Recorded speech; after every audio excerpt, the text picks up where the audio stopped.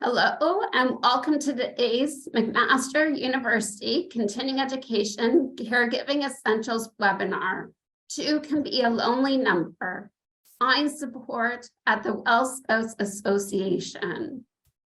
I'd just like to mention, my name is Jennifer Rakowski and I have a voice disorder. So if your audio sounds like it's cutting in and out, it's not. It will be clear once the webinar starts. Okay. I would like to begin by acknowledging the land on which we reside. McMaster University recognizes and acknowledges that it is located on the traditional territories of the Mississauga and Haudenosaunee nations, and within the lands protected by the Dish with One Spoon Wampum Agreement. My name is Jennifer, and I'll be your host on behalf of McMaster Continuing Education. Today, I'm joined by our facilitators, Donna Thompson and Laurel Whitman. Donna Thompson is the co-author of The Unexpected Journey of Caring, the transformation from loved one to caregiver, and the author of The Four Walls of My Freedom, Lessons I've Learned from a Life of Caregiving. Donna is a patient and family advisor on health research and policy, and she teaches family caregivers in Canada how to advocate for care in hospital and in the community. She blogs regularly at the Caregivers Living Room.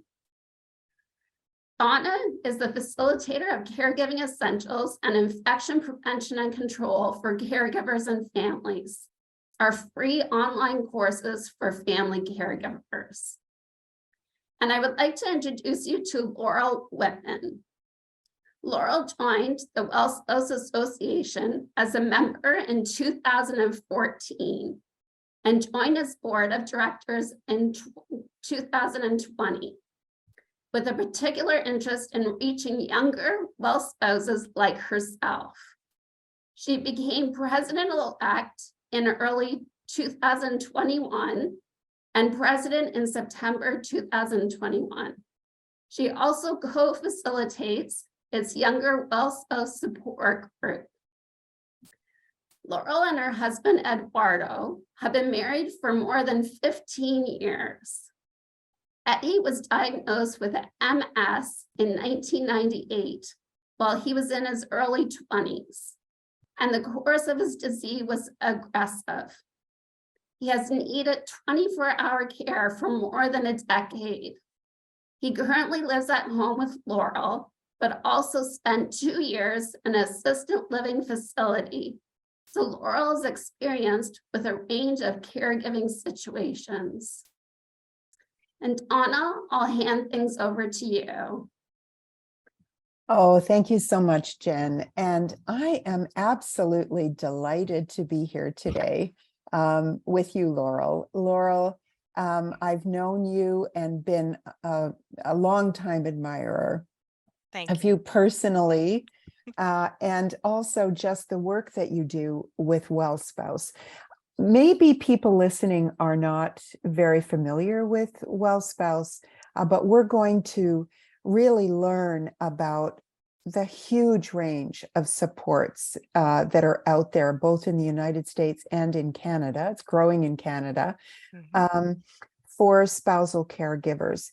But first, Laurel, I really would love you to tell us a little bit more about your personal caregiving journey and how you came to take a leadership role at WellSpouse. That's great. I am happy to, and I'm delighted to be here, and I'm an enormous fan of yours as well. So thank you for having me. Thank you. So my husband and I have been together for since actually right before September 11th, 2001. And he was diagnosed with MS, secondary progressive and primary, relapsing remitting MS, which turned into secondary progressive MS in 1998.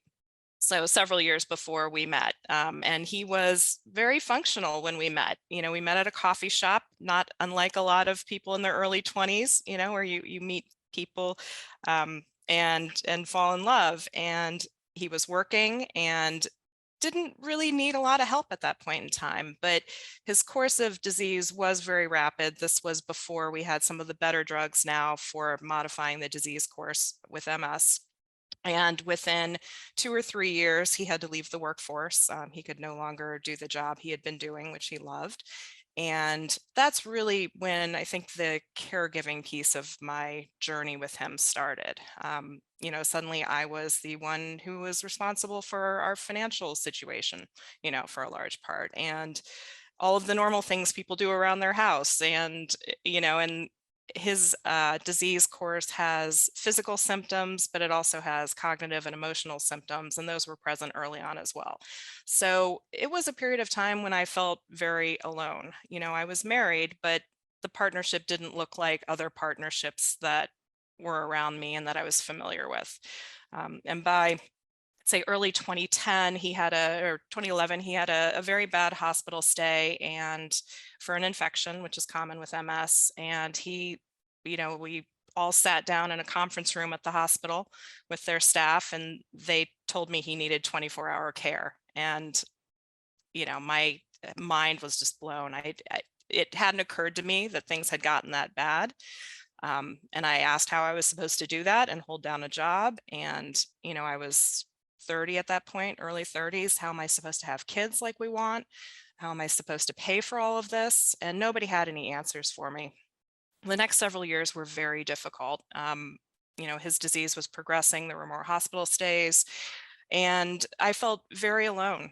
And that's when I found WellSpouse in that period of time. And I always tell people that if you find our services after doing a panicked late night Google search because you can't take it anymore, you Mhm. found it in a similar way to me. And suddenly I had a community, right? And I had people around me who understood what was happening. And I started to put together a language for what was happening, that it wasn't just anxiety and depression I was feeling. It was grief, it was loss, it was resentment, it was anger, all of these really common emotions that surround this kind of path. And it was life-saving. I can't describe it as anything less than that. And we hear that from a lot of people who find us, that, having that community makes this journey possible. It may not make it great, and it's certainly not one we all would prefer to be on if we had the choice, but it makes it possible to keep going.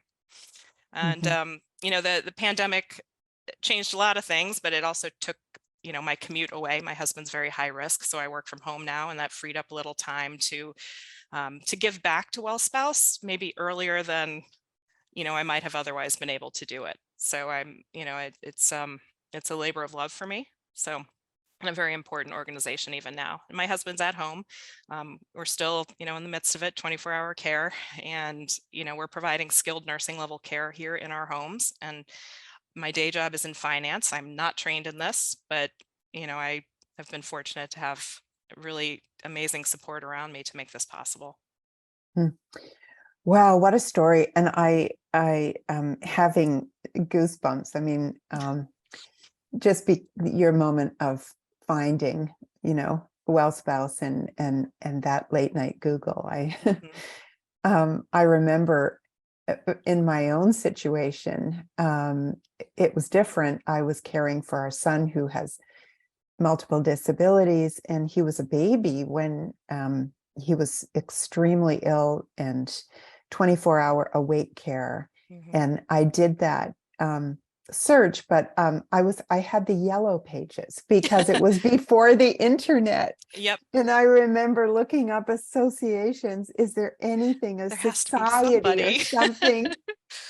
I Mhm. remember I found something called the Opimian Society, and I didn't know what it was. I thought maybe it's got something to do with health for me. It turned out to be wine lovers. Well, close, very close. No, I think, we're so fortunate to have these, resources that don't just let you find organizations that are out there in the real world, but they often come with 24-hour support that never existed. The yellow pages didn't connect you with other people like Yeah. the internet now lets us do. So, Yeah, even at 3 a.m. even at 3 a.m. Yeah. Well, first of all, before we get into the Well Spouse Association and Mhm. all of the supports and services that you offer, I wonder if you can sort of reflect for a moment on what is it about spousal caregiving that makes it different from other forms of caregiving? What are the particular challenges? And I know people listening today and later when this webinar will be posted on our Caregiving Essentials YouTube page. I wonder if you could reflect on the relationship changes that occur in spousal caregiving and how those are so challenging. Sure. So there is good research, and I usually speak from the US perspective since most of our members are in the US, but we do have Canadian members, and I would imagine this is applicable. But spousal caregivers tend to do more for longer with less help than other types of caregivers. So that alone puts us in a bit of a unique box. And when I say we do more, our care tends to be more medically oriented. It's more hands-on. We're taking care of more activities of daily living, as they refer to them. We're doing it for both more hours each week, as well as for a longer period of time than most caregivers. And more of us are doing it alone. And some of that is the nature of the relationship that we're in with our partner. The financial impacts, of course, are obvious and shouldn't, we can't skip them, that in many families, you're going from 2 incomes to 1 income to 0 incomes if you're caregiving, depending on the intensity of that. And there also are many supports that are not available to spousal caregivers because of the way our relationship is structured legally, that are available to other people who aren't living with their care recipient.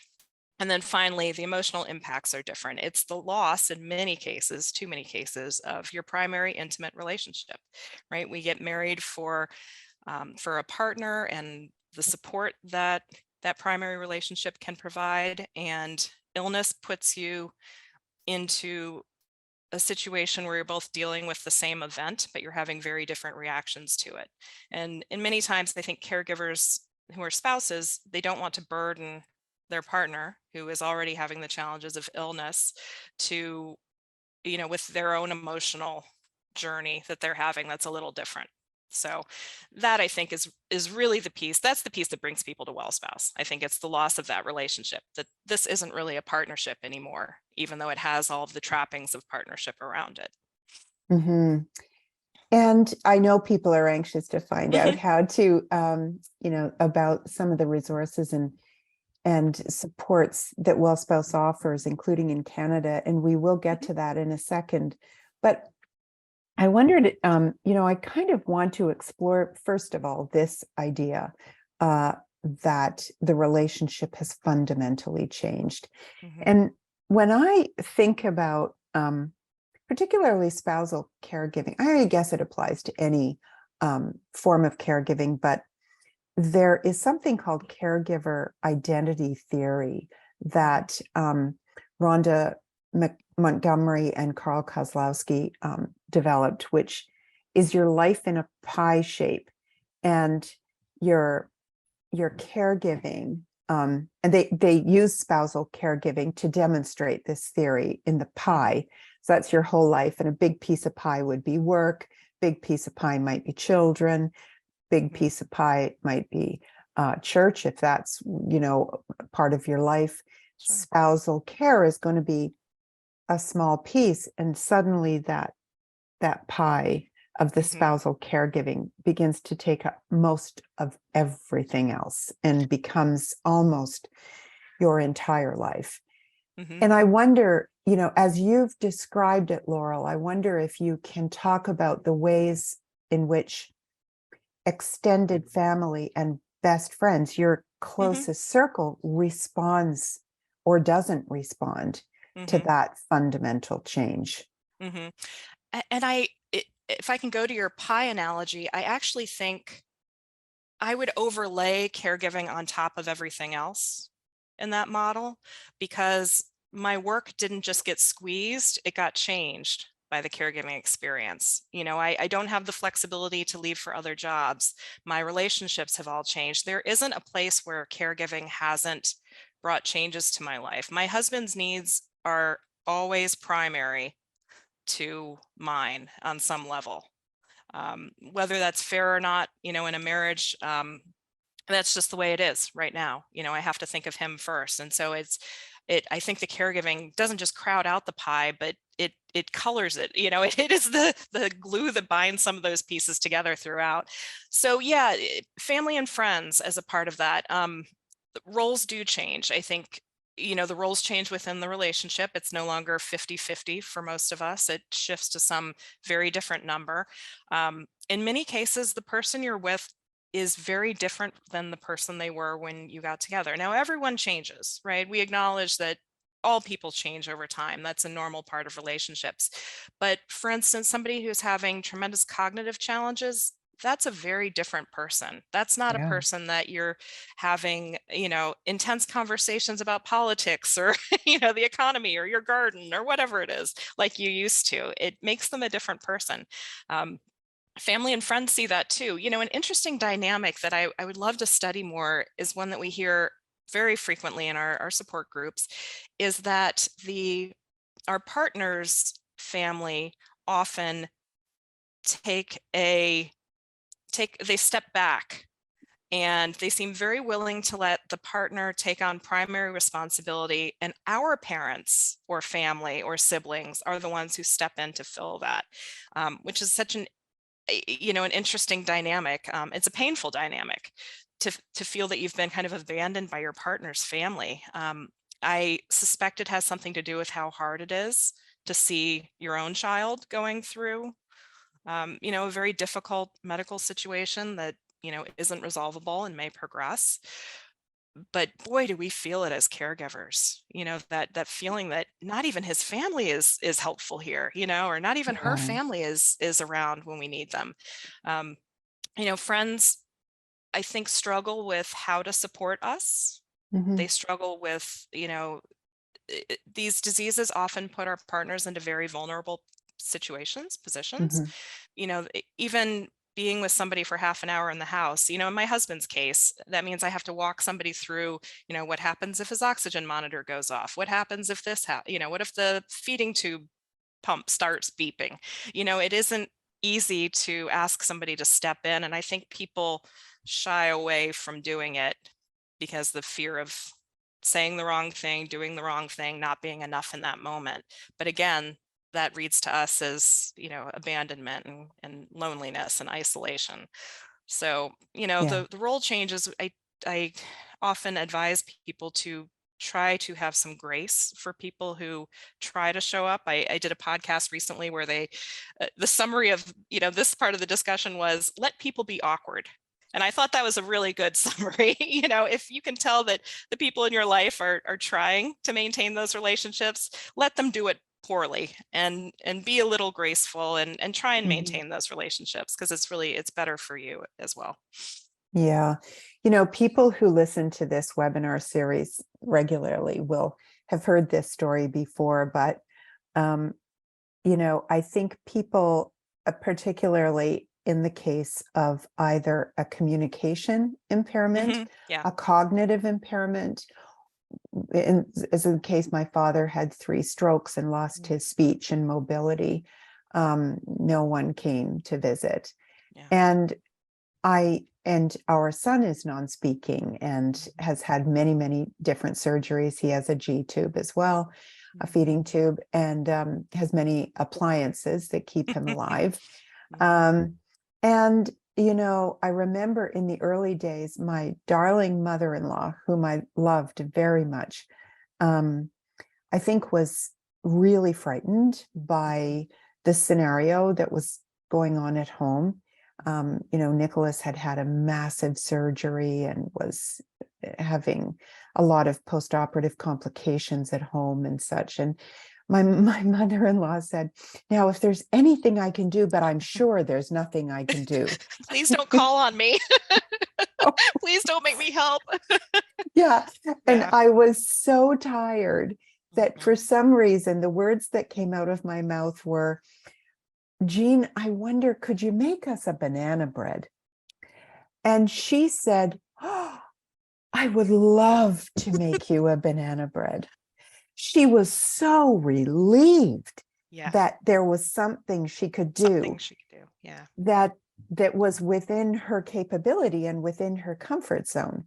Mm-hmm. And that was a big revelation to me, particularly after years later and thinking about how do you actually access help. Mm-hmm. And on the subject of help, Laura, I know people in the chat are just dying to know, okay, so how can we, what does WellSpouse offer? How can we access it? What are the online resources that anyone anywhere can access? And what are the face-to-face opportunities, including those in Canada and the States? So maybe you can tell us just what is the suite of everything you do? Yeah, I'd be happy to. So I would say our gateway drug to WellSpouse services is our network of support groups. And before the pandemic, almost all of these met locally in person. So cities around the U.S. We did not have any groups in Canada at that time. They were very much focused on putting people in the same room and building a local community around you. So the pandemic offered us the opportunity, if you will, to put everything online on Zoom for 2 or 3 years. We all learned it.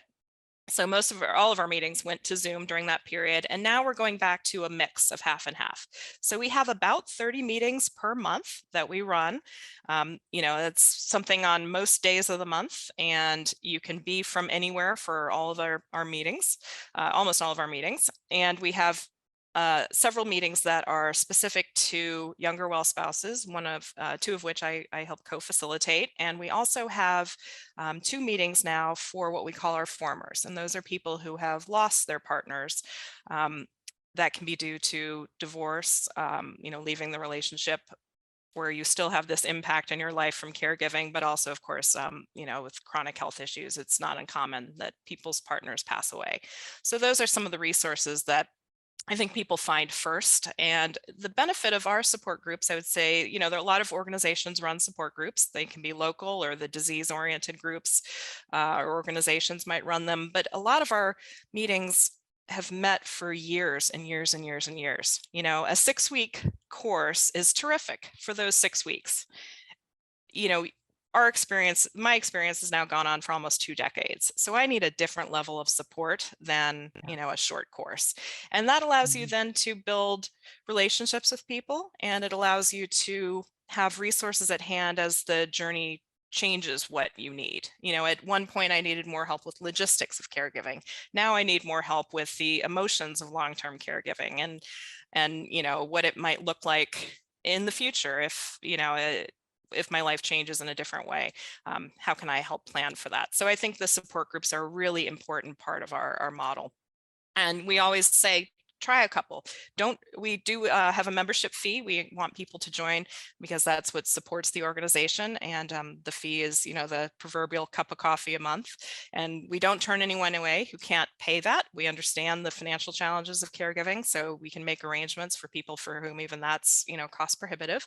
But try a couple of meetings first. Try one. If it isn't quite the right fit, try a different one, and see if you can build that community. And then beyond that, we have events.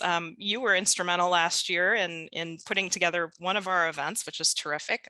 It was a seminar on new research around trauma and caregiving, which I still cannot believe nobody had studied before you and Dr. McGrath put together the work you've put together. So we did that seminar. We did 2 4-week meditation programs that were designed to be brief and fit into caregiver schedules, and gave you, again, an opportunity to do self-care, but in a community of people who understand your challenges, which is really important to me. I say this over and over. We all know about self-care. We all know we should be doing it. It's important. But, creating an environment where you can do it, where you can step away, and with people who understand that, some weeks you might have to miss because your husband's in the hospital again, or, whatever those challenges are. People who get it, that's really important. We're expanding shortly on the work from last year with a program around narrative writing about trauma related to caregiving. I can't wait for this program. I think it's going to be really important work that people can do, again, in a small group of other well spouses. And we offer a conference each year. We went in person last year, which was terrific. You know, I think this year we may do a virtual conference so then anyone can participate from anywhere. You know, the COVID overhang, it's still with us. And Yeah. for many of us, we have, you know, family members who are very high risk, continue to be high risk. And so I think that a virtual conference this year will be a great activity and fit. And then we're active in advocacy. You know, as I said earlier, we have a unique position, I think, among even other caregivers, and our needs are different. So we are, you know, aligning with other like-minded organizations to add our voice to that discussion in a more fulsome way than we have in the past. And then we have a newsletter, and we have that we publish 4 times a year. It's with writings and resources from within our community. And finally, our active online support groups. So we have a group on Facebook that has almost 4,000 members. So that's really support 24 hours a day, wherever you are. It's active. And if you want something that's a more anonymous platform, if you are a member of the Reddit community, we have a support, you know, active Reddit community there as well, where you can look for that support in a more anonymous way. You know, Dr. Zachary White and I, the co-author of our book, The Unexpected Journey of Caring, the Transformation from Loved One to Caregiver, we participated in a Well Spouse book club, and it was wonderful. It was what a great group. I mean, Yeah. normally we just, you know, in a book club, an author presentation would be a reading, a discussion, but we did an hour and a half, 2 weekends in a row. And it was a group of maybe 12 or 15 people from across Canada or across the US. And I think there were a couple of people joining from Canada in the book club as well. And it struck me that one wonderful person, a woman who was caring for her husband, was joining the book club from inside her bedroom closet with the door closed. You know, you find Because solitude where you find it. yes, I mean, I'm coming to you yes, from my bedroom today. I'm hiding from my aide and my husband and 2 cats who are downstairs. This is that's where, it. yeah, you make it fit That's it. if it's important to you. You make it fit. Yeah, there was you know, a healthcare aide in her home, and she did not want her husband to hear what she was Right. saying. Yeah. You know, and so there are just so many opportunities. Someone in the chat asked, she's from New Brunswick, and she's wondering, where exactly are there any face-to-face support groups for Well Spouse in Canada, and where are they? And I think you've assured people listening that if they're not in their That's right. city, they can join a face-to-face group online. That's right. And maybe they could even start one. I was just going where to they say, live. yes, thank you for bringing that up. That's really important. So, you know, we are a small organization. We're run by volunteers. Most of us are caregivers or widows or widowers. And so our geographic reach is not what we would like it to be at the moment. So yes, all of our in-person meetings right now are in the US, but we have members who, you know, dial in on Zoom and by phone every month to our meetings from Canada and from several provinces. And we have resources to help people set up meetings in their communities. With Well Spouse, you won't do that alone. We can help you with marketing the group to other people who are already members of Well Spouse. And we can, you know, we are actively putting our support group leaders together so that they can share best practices and help market, you know, our groups better. So if there isn't a group where you are and you would like to start one, and, you know, we say a group could be 1 or 2 people getting coffee each month. It can be that small. Most of them are probably between 10 to 12, 10 to 15 participants each meeting. They won't always be the same participants. You know, for instance, our well spouse, younger well spouse group has about 200 members on the list each month, of whom about 10 or 15 show up as their schedules permit, as their circumstances permit, you know, and they can drop in as their needs change. So I invite everyone to try an online group. And if you think you've got the capacity to do a once a month group in Canada, we would love that and help you make it happen. Oh, that's fantastic. Do you have any disease-specific groups, such as Alzheimer's, dementia? Yeah, that's a great question. So historically, we had shied away from disease-specific groups. The idea being that what really unites us is less the diseases themselves and more the common, you know, the emotional experiences and the logistical experiences that we are having as caregivers. That said, we are experimenting. We've got one group coming together now with groups that are oriented a little more around symptoms that might be common. Ah, The group I'm thinking about is devoted to people who are caring for partners with aphasia, you know, some of those okay. communication challenges that we talked about, because that is something that, you know, that unites them in a little different way than stroke or MS or, you know, so we are trying that model out to see if that's something that's valuable to spend a little more time on, you know, the kind of those common medical experiences. Hmm. I love that approach, actually, because Mhm. it's very inclusive and it's, you know, disability specific is not always that helpful, because Mhm. even under the umbrella of MS Mhm. or any other disease, Alzheimer's, dementia, there is such a range of Right. experiences there. That's Um, exactly right. yeah, I think the symptom based is a very wise thing to do. Um, you know, I wanted to get into, Laurel, a discussion a bit about how to get help. I mean, Mhm. I think this is a fundamental question that everybody has everywhere. Mhm. Um, and I wanted to start by reading a quote that I saw on Twitter yesterday. And it was, I thought, quite provocative. Mhm. Uh-oh. And yeah. And the first quote from Moira Donegan was, I recently learned that some of the first mainstream advocates for marriage equality, in terms of the LGBTQ plus community, were Chicago school economists who argued that gay marriage could justify federal neglect for the AIDS crisis by outsourcing the cost of care for dying men onto their husbands. Mm. And Dr. Laura Malden, whom you and I both Mhm. know, Mhm. Dr. Laura is part of WellSpouse, but she is a very, very exciting academic at the University of Connecticut, I think it Mhm. is, That's isn't right. it? Mhm. And I love her work. She's fantastic. And she wrote on Twitter yesterday, "This is exactly the kind of thing I'm writing in my caregiving book. That spousal caregiving looks the way it does, in brackets harrowing, all on one person, etc., Mhm. precisely because marriage is used as a conduit for / excuse for state abandonment."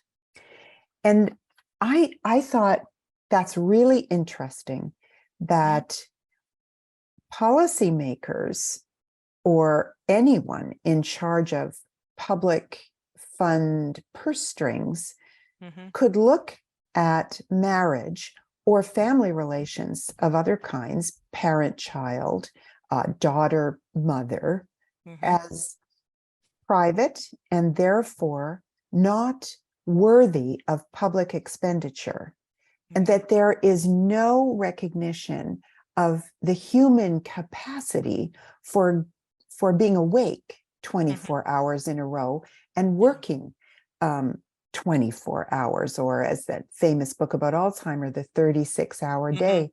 Right. What is your response to that? And how should we, I say we, as spousal caregivers respond to that? What can we do other than sit there and do nothing and Mhm. just carry on alone Right. the best we can in a harrowing set of circumstances? What should be our response? Yeah, well, and it's even worse than that, I think, in that it is taking advantage of people who are exhausted. Yeah. You know, that we aren't able to bond together in a larger community easily and mount a defense to what I think is very true. I wish that sounded provocative to me. That sounded Just normal. That's normal. my Yeah. experience, right? Yeah. Is that feeling, and there's such disparities of people, people who don't have financial, my life is possible because I'm able to afford aids for my husband. Most people are not in the position I am to be able to do that. That means that most people can't easily devote resources to organizations like WellSpouse and the National Alliance for Caregiving and AARP and some of these broader groups that are trying to mount a response on all of our behalf Mhm. to these to what I think is true, that we get abandoned by lawmakers and the legal system, and like I said earlier, the programs that are available to help other people and are not available to us. At the same time, we are devoting everything, financial, emotional, the hours of every day to our partners. It was stunning to me, and probably shouldn't have been, that the dollars per year spent that would be spent on um, unpaid caregiving almost rivals the US programs for Medicare and Medicaid individually. We are basically another leg of the healthcare stool. And Oh, yeah. yet there's no recognition for that. We don't get credit towards, the government supports that are available for people who are working. It's not considered work. This is just what one does.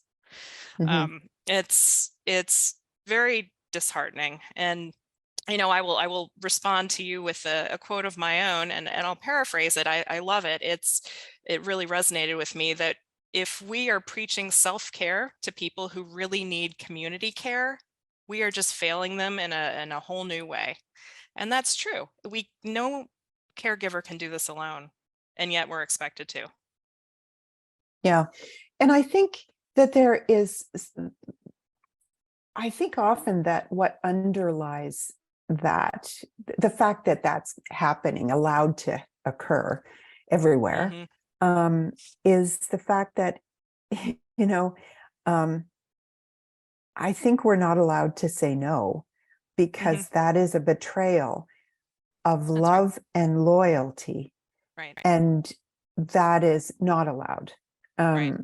And I remember, I my sister and I cared for our mother, who was a very wonderful but very willful person. Yeah. And she was caring, well, she cared for my father first, and then she cared for my stepfather, who had Parkinson's, and it became very advanced. And at one point, he needed an indwelling catheter. Mhm. And the home care came and said, you will have to do the catheterization. My mother was probably 85 at that point, and she said no. She said, absolutely out of the question. Mhm. I am not doing that. And, there was a lot of pushback, Mhm. but it's tricky, to say no. Mhm.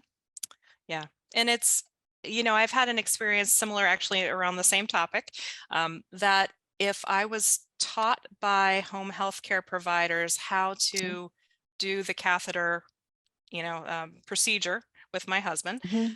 that they would stop paying for the home health care, that I had been trained and I was viewed as, sufficient to continue forward. I found this out right before the pandemic. Thankfully we kind of found a way around it. I did not want to have to take my husband to a hospital if his catheter happened to come out and put him at risk No. and put myself at risk. And it's crazy to me that, that's not in the best interest of anyone. I need to be able to do this on an emergency basis, but my husband needs medical care. He doesn't need, me trying to figure this out on the fly at home. Yeah, It's DIY nursing, that's right. complex nursing.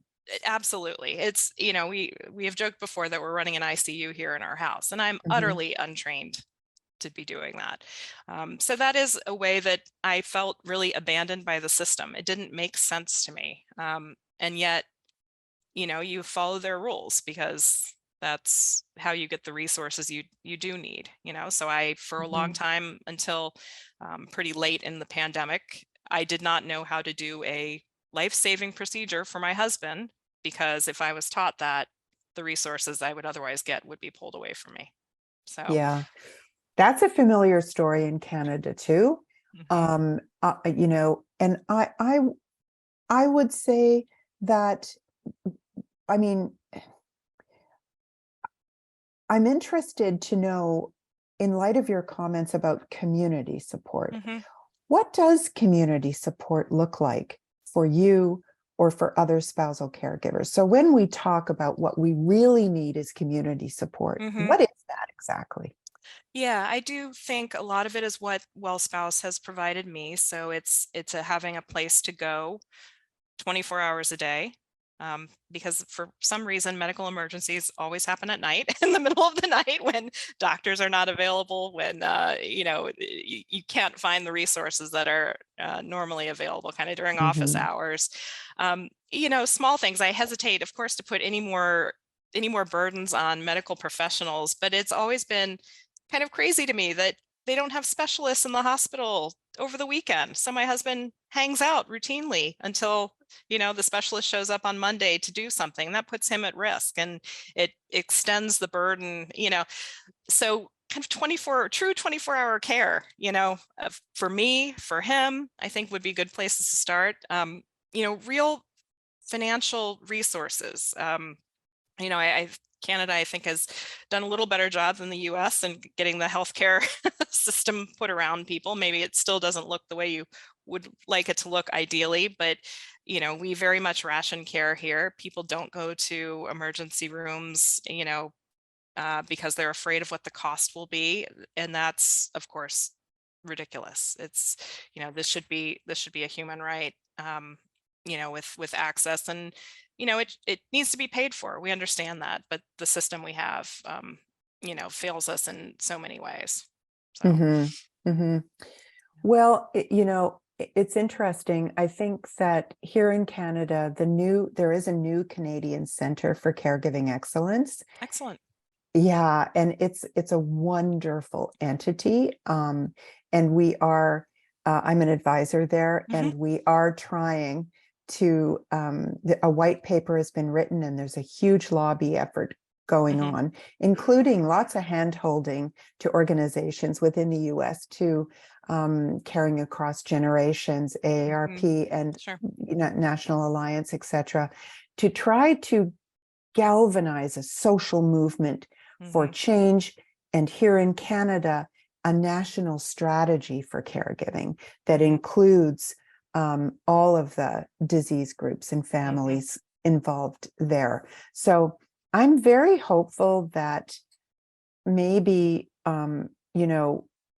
that we can get cross-party agreement that there is a care crisis, Hmm. um, that it in impacts everyone, Hmm. in some way, shape, or form, and that we have an opportunity to address this, I think, in a way that you talk about. It's a total transformation of the way we deliver healthcare.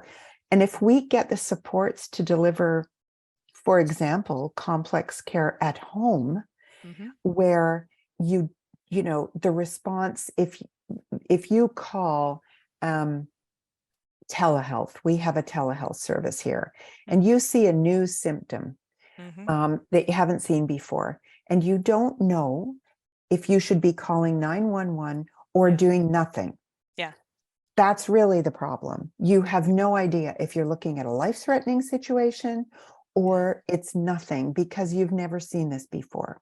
And you call telehealth and they will tell you to go to the emergency room because, you're too They have complex. to. Yep. Yeah. And Yeah. you just cannot go to the emergency room all the time. No.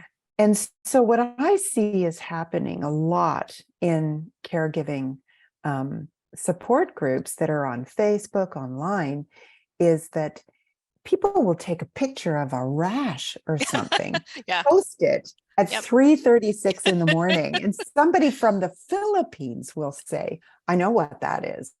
You need, Yep. you could. It's not like," and they'll show you a link from a medical textbook and say, no, this is what you're looking Yeah. at, and I'm a nurse, and et cetera, et cetera. And there is an awful lot of peer-to-peer informal support that is going on. And I heard a lot of it, even in that book club at WellSpouse, Yeah. people were saying, wow, how's your husband doing? And there was chit chat because everybody knows each other. Just having somebody who knows you and cares about you and asks questions that are meaningful instead of just stupid. Then that's good. That means something. And I think it's wonderful that that people can exchange that kind of support and information, where you have mentoring happening from the old hands, people who have been, like I say, in the trenches for a long time, and somebody who's newer to the role, and have that mentoring. That's something I think that can be facilitated by WellSpouse as well, can't it? Totally. Yeah.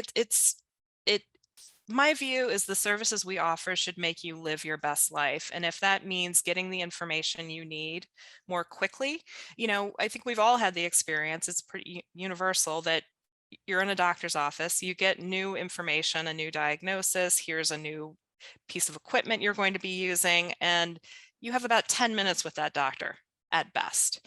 And the doctor doesn't really know how to use the pump. He's not, he or she is not at home every day, when it clogs in the middle of the night. Why is it clogging? Why is it beeping? It's really people who are living that experience that are most helpful and can fill in those gaps that the medical system probably is not ever going to be able to fill in, even if it's ideal.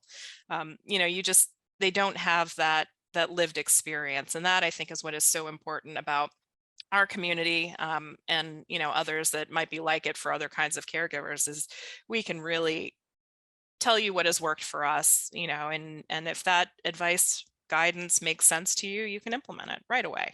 You're not waiting for an appointment, months down the road. It's something that hopefully can make your life better that day.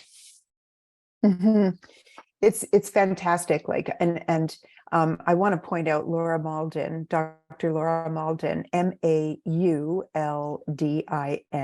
has a fantastic website of disability hacks for home hacks that people have dreamt up for themselves to make home life easier for anyone with a disability, many of whom are spousal caregivers. And it's a wonderful site. If anybody can find it, you'll find it by Googling Laura Mauldin, Mauldin. And I guess there's two more things I wanted to talk about just briefly before we end today's webinar, Laurel. And one of them is the idea that you were talking about the emotions at your stage in caregiving, and that the relationship has changed. But I want to ask the question, how does your husband care for you? That's a really great question. So I think we have gotten to I have gotten to a place of acceptance of his situation. It took much longer than I would have liked. But I understand that I have to create a marriage that looks different than what I thought it would look like. And he has as well. And that has freed me to find real joy in a lot of the moments that we have together. I meet him at his level. His cognitive challenges are primarily around slowed processing. He doesn't think as clearly. If a lot of people are talking in a room, it's disorienting. Sure. And he has memory challenges, which are not atypical for advanced MS as well. But he'll come up with, memories from 20 years ago because his long-term memory is great, and he'll throw them out sometimes. And, I will just marvel that he is still in there, Mhm. and there's a lot of joy in that. And we have dance parties. I put on his favorite radio station on Pandora, and it's the Bob Marley station recently. And we'll come in, and the only thing that can move on his body independently that he can control at this point is his head. He can't move any of his limbs independently. They're both contracted, and he doesn't have the strength anymore. And he will bop his head around, and we will dance to, Three Little Birds or whatever plays on the station. And that it brings me joy now. It would have brought me pain in the past, and grief, but it's a beautiful connection that we have. And I will also say that he has a really an ability that I will never understand, as close as I am to it, to live in the moment Mhm. and to want to keep going when a lot of people might not. And I'm tearing up. It's incredibly inspiring to watch. And because of where I am mentally now about it, like I said, it's not laced so much with the pain it would have been laced with at a different time. So Yeah. it, Oh, it's so interesting and moving. It's so moving. And I hope that people listening today and listening later will ask themselves that question. You know, um, obviously, we need to reflect on all that we do to care for our loved ones, but I think it's worth asking how, how does my person care for me? Mhm. Because there are very, very, very few relationships of caregiving that are based on love that are not reciprocal in some Some way, yeah. way. Sometimes you have to look really hard, but Yeah, you it's do. it's You do often have to look usually really there. hard. Yeah, yeah. And I guess finally, what I wanted to ask too was, we talked about this a little bit. I alluded to it a little bit before we started our conversation, but recently, I would say within the last year, I've been seeing more and more stories in the press and in the public discourse about spousal caregiving, Mhm. where people are actually advised by their social worker or their lawyer um, to actually get a divorce. Yes, And yeah. they're in order to access care, Mhm, publicly funded care. And mhm. the justification for this is, oh, it's just a divorce in name. And that's supposed to make you feel better, Right, so that the person with the disability who is in need of care right, is separate from a right. spouse and their assets. Yep. And therefore they can, and this is particularly relevant in Ontario now, where Mhm. there is a new law on the books, which is saying that people who require long-term care Mhm.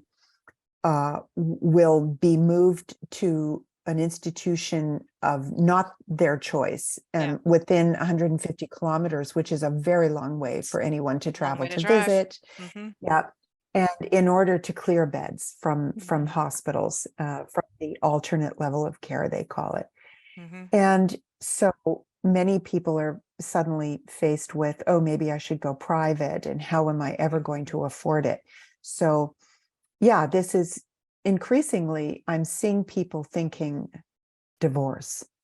And I wonder if Well Spouse, as an organization, or you personally, have a response to that. Yeah.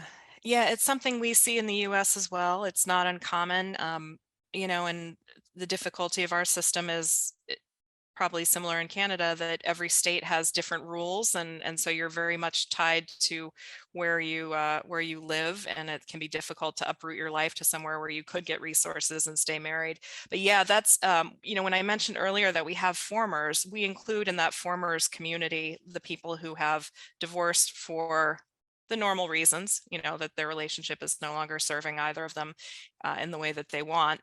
But it's also people who have had to divorce to ensure, support or ongoing insurance needs, or, public supports that they otherwise wouldn't be entitled to. So it's not just a divorce. It never is. And the people who make these decisions they spend years trying to decide if it's the right course, and to be backed into a corner like that so that, their loved one can get what they need.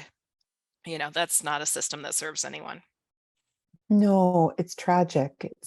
It's absolutely tragic. Well, Laurel, I come away from this discussion, I'm going to think about it for a long time now. And I feel hopeful. I feel hopeful that together, those of us who are spousal caregivers, I have been a spousal caregiver. My husband is better now, thankfully. And my mother was a spousal caregiver twice. And I guess I feel very hopeful that maybe the answer is in community. The answer is in, of course, healthcare transformation and a decent policy response everywhere. Right. But also that we can start by supporting each other. And we can start by, friendship and all that entails. So I just want to thank you so much for coming today and giving us that hope. And I really encourage people to go on the Well Spouse website. It's wellspouse.org. Thank you so much. And I just want to pass it over to Jen now. And thank you so much, everyone. Thank you, Laurel, and thank you, Donna, for a wonderful session today. And thank you, everyone, for attending.